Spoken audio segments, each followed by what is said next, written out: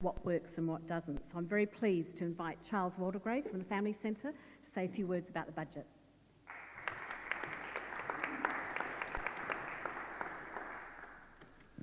Kei te whakamoemiti ki te atua, mō nā manakitanga, me nā āwhina, ki a mātou.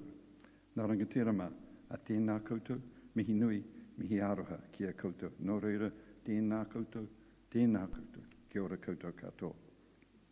E whaatolo whaatu I le pāia, lasi, ua whaatasi mai. Greetings to everyone this morning, and thank you to the speakers so far that have offered a lot of different insights into this budget.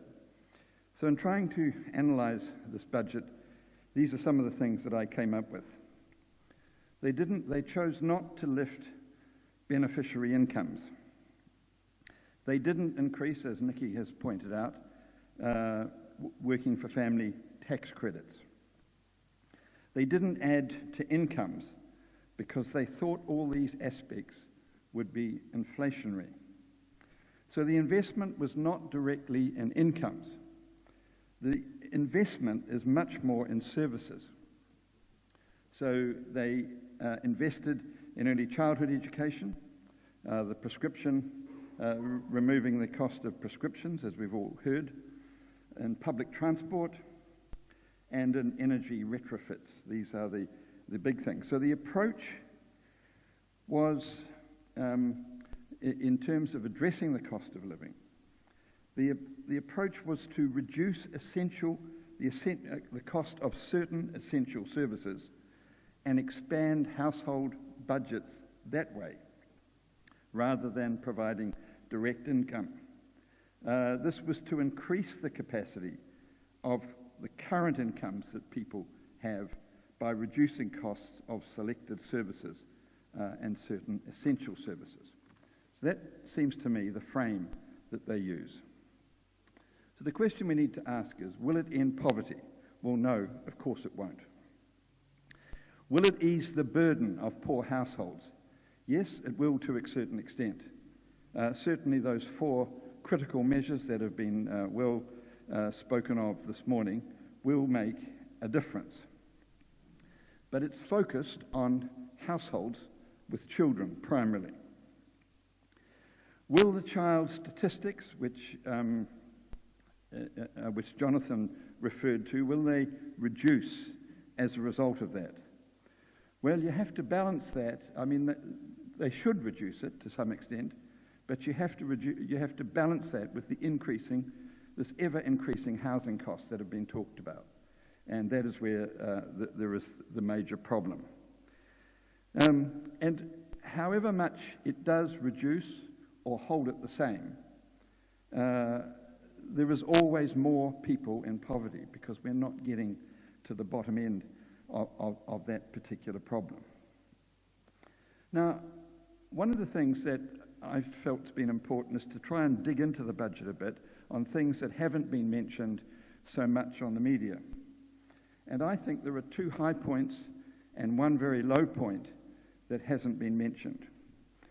The first high point, Huhana actually referred to it, and that is the 200 million for Kāinga Whai Oranga.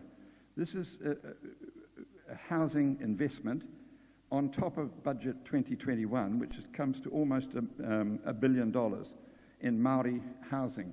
And it's very much hands-off in terms of government. It's an investment throughout the country to various iwi and various Māori groups, who then can develop the housing continuum from ownership to renting to emergency housing and so on. I think that is very significant that it wasn't just a one-off in Budget 2021, but that they're showing there's an ongoing investment there. The second thing that I think is a high point that hasn't come out in the media, and it's very relevant to the minister we had here, Radhakrishnan, is 863 million invested in disability services. These are some of the most vulnerable people in our community, and that is a very large amount of money in a budget like this. 800, it's moving towards $1 billion. They set up a new ministry for disabled people with the appropriate name Whaikaha, and they're investing in bespoke services, transport services, for those that can't get public services. And also, they've removed or they've put an end to the discriminatory process whereby disabled people could be paid below the minimum wage. That has been removed. However, there's a major low point, and that is the lack of investment in Pacific peoples. If you look at the amount of money that they've put towards Pacific peoples, it adds up to 46 million.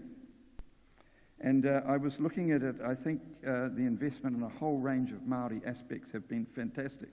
If you take, for example, Māori media alone, there's an investment of 51 million.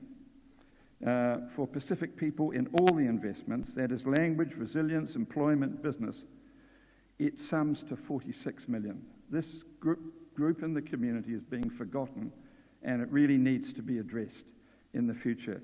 And there's no special housing focus in all of that. So, where do we land in all of this? The context is they're trying to bring out a budget in a context of inflation. So inflation has started to come down. In the December quarter, it was 7.2, and it's come down in the March quarter to 6.7.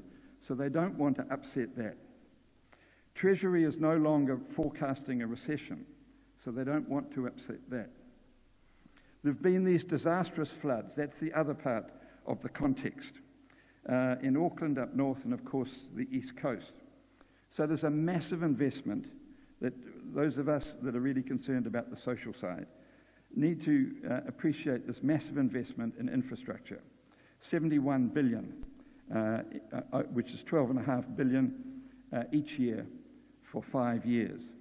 And on top of that, there's the whole focus on rebuilding skills, 300 million, rebuilding schools, and a capital investment to enhance the recovery. The other thing to notice is that many of these initiatives relate to climate change. So the public transport, the energy retrofits for housing, and the infrastructure funds. So they've tried to work out the balance as they see it. Will it help everyone? No, it won't. Will it help the people like the people that live at Loafers or did live at Loafers Lodge? It's not going to help them much. It's geared more towards households with children. It's a contribution, but it's not ambitious, and certainly not ambitious in housing. And it's that balance that we want in the future. Thank you.